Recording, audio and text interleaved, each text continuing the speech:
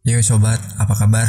Nah, kita pengen ngobrol bareng ya. Ini soal energi uang. Uang itu dia adalah energi yang berwujud dan uang itu bisa dimiliki asalkan kita memiliki energi yang serupa yang kita pancarkan dari pikiran kita atau dari mental kita. Kalau kita nggak memiliki mental bahwa kita orang yang berkelimpahan, maka kita nggak akan pernah jadi apa yang namanya kelimpahan. Kita harus senantiasa mengenal apa itu energi uang dan bagaimana sih polanya agar kita memiliki energi tersebut. Yang perlu kita lakukan adalah kita selalu memikirkan bahwa uang itu mudah kita dapatkan, terus mudah kita miliki dengan berbagai prosesnya yang itu membuat kita ini nyaman, membuat kita ini enak, dan tentu saja itu bisa dilakukan oleh siapapun dan itu bisa kita gunakan untuk menarik banyak sekali nominal yang kita inginkan. Namun perlu diingat, kita harus selalu percaya. Kalau kita nggak pernah percaya, itu nggak akan pernah terjadi dan itu nggak akan pernah kita dapatkan, karena yaitu tadi, sebuah energi akan menarik energi yang serupa. Jadi misalkan kita berpikiran tentang sebuah kelimpahan atau sebuah kenyamanan di mana kita memiliki segala sesuatu yang kita inginkan, itu kita akan menariknya dalam hidup kita dan kita akan mendapatkan apa yang sudah kita pancarkan. Diri kita ini bisa menarik segala sesuatu, entah itu kebaikan, entah itu keburukan, itu semua bisa kita tarik dari pikiran kita. Makanya kita harus senantiasa berpikir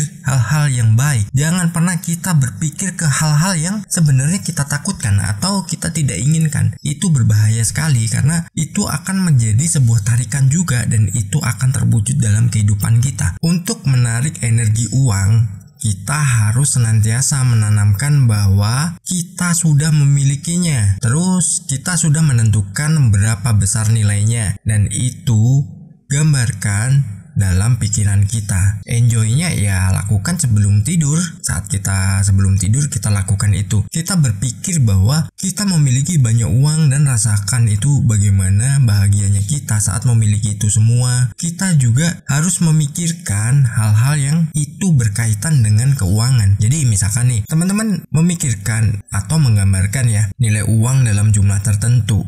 Nah, itu rasakan juga itu masuknya kemana, mungkin ke rekening, mungkin juga secara tunai atau nanti dalam wujud lain. Dalam artian wujud lain itu bisa berupa mungkin cek ya, mungkin juga nanti ada transaksi apa yang teman-teman inginkan. Nah, itu gambarkan aja sumbernya dari mana, ya sudah biarin aja, yang penting fokus aja pada nilainya. Setelah kita udah fokus pada nilainya, kita rasakan bahwa semua itu sudah terjadi pada kehidupan kita dan semua itu sudah kita miliki. Jangan pernah kita menanamkan bahwa itu hal yang mustahil untuk diri kita, karena segala sesuatu di dunia ini itu memiliki kemungkinan-kemungkinan yang itu bisa dipastikan akan terjadi bila kita sudah selaras. Namun kadang orang lebih condong memikirkan segala sesuatu itu yang ditakutkan, segala sesuatu yang itu bersifatnya adalah sebuah resiko yang tidak diinginkan. Justru fokus di situ dan itu yang dikabulkan.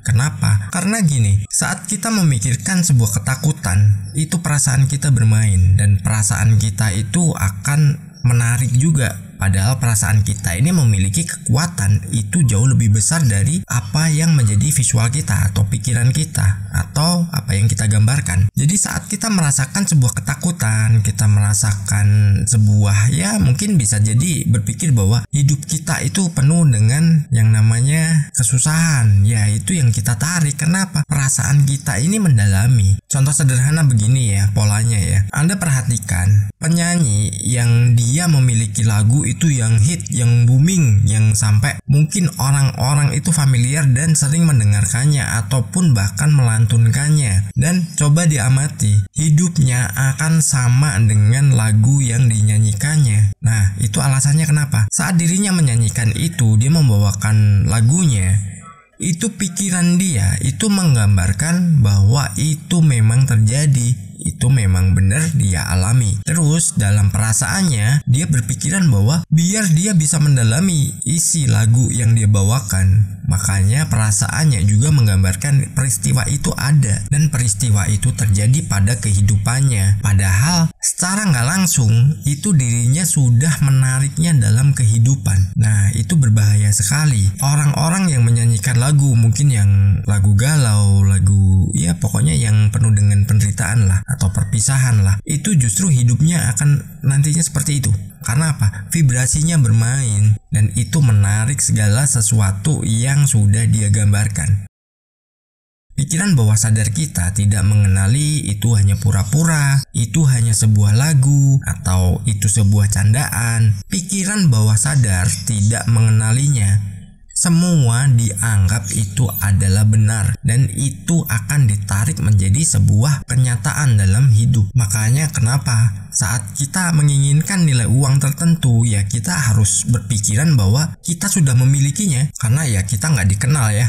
Oh ini candaan doang, oh ini cuman berkhayal, oh ini cuman berimajinasi, bervisualisasi. Itu nggak dikenali dan itu semua akan ditarik menjadi sebuah realita. Jadi misalkan teman-teman ya, itu menginginkan penghasilan berapa ya, pikirkanlah dan itu imajinasikan bahwa itu sudah dimiliki. Jangan akan ya, kalau akan ya berarti entah kapan itu nggak mungkin dikabulkan dan itu nggak pernah akan terjadi dalam kehidupan kita. Jadi fokus saja dengan apa yang diinginkan ya, nggak butuh waktu yang lama kok. Mungkin sehari itu kita melakukan visualisasi atau kita melakukan imajinasi itu hanya hitungan menit, mungkin cuma 5 menit, mungkin cuma 10 menit atau bahkan kurang, itu nggak masalah. Yang penting libatkan rasa, libatkan perasaan kita seolah-olah kita sudah memilikinya. Kalau kita sudah melakukan itu, nah nanti yang namanya alam semesta akan menyesuaikan dirinya untuk mengirim semua itu kepada kita dan kita akan mendapatkan apa yang sudah kita gambarkan. Itu bisa dibuktikan kok dan itu bisa memang terjadi pada kehidupan kita. Ya mungkin kalau teman-teman yang menonton atau mendengarkan video ini bisa dong tulis di kolom komentar apa yang sudah didapatkan setelah menerapkan itu, atau sebelum mengenal channel ini teman-teman juga sudah menerapkannya dan apa yang didapatkan. Toh misalkan kok nggak dapet, kok nggak segera terwujud, nah itu perlu kita evaluasi juga. Jadi kita harus melakukan evaluasi untuk kita mengetahui kesalahannya di mana dan itu nanti bisa kita lakukan perbaikan dan itu nanti biar kita bisa menjalaninya memang bisa dengan nyaman dan apa yang kita inginkan itu bisa tercapai dan terwujud. Tapi ingat ya, nggak perlu bilang ke semua orang. Kalau perlu juga tidak usah bilang ke siapa-siapa. Biarkan diri Anda sendiri yang tahu. Biarkan diri Anda sendiri yang mengetahui dan menyiapkan segala sesuatunya dalam perencanaan Anda. Jadi nggak perlu orang lain nih tahu. Nanti kalau mereka tahu biasanya bisa-bisa wah kita dijegal ya. Dalam artian dijegal bukan dia terus ngambil alih apa yang kita pikirkan, bukan, karena itu nggak bisa. Otomatis dirinya akan membuat kita ini semakin down. Karena apa? Kita dibilang kita ini berhalusinasi atau kita dibilang nggak mungkin atau apapun yang itu dirinya sendiri sebenarnya nggak tahu. Orang-orang yang seperti itu biasanya dia juga menerapkan law of attraction dalam kehidupannya karena dia selalu berpikir tidak mungkin, ya itu nggak akan pernah jadi mungkin dalam kehidupannya. Makanya teman-teman usahakan menjadi diri sendiri dan fokus saja dengan apa yang diinginkan. Gak perlu cerita kemana-mana kecuali Anda bercerita ke orang yang memang dirinya ini memiliki pemikiran yang sama dan dirinya bisa menerima apa yang teman-teman ingin lakukan. Semoga terharu. Bye-bye.